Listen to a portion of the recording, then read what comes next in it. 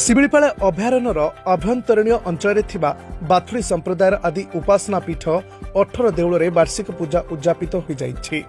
शिमिळीपाळ गड़ देवराज तथा मुख्य देहुरी श्री चित्तरंजन दास महापात्र आवाहकत्व चैत्र मास 18 दिन आरंभ होइथिबा एही वार्षिक पूजा मयूरभंज जिला समेत बालेश्वर केन्दुझर जाजपुर आदि जिलार बसवास करुथबा बाथुड़ी संप्रदायर हजार हजार लोके जोग दैथिले।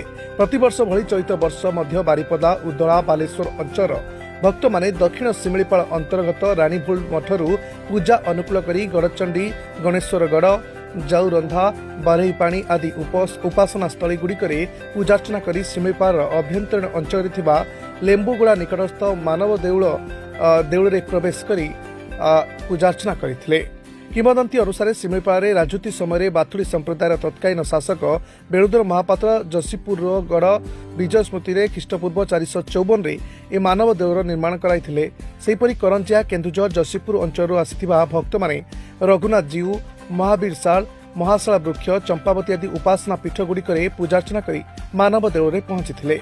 पारंपरिक पोशाक परिहित होई बाथुड़ी संप्रदाय लोके एकत्रित होई मानव देउल प्रांगण में पत्र कोड़िया करी रहिबा सह सेठारु विष्णु देउल लक्ष्मी भंडार बाउली देउल आदि स्थान मानकु नेई खाली पादरे चाली चाली जाई पूजार्चना करथिले।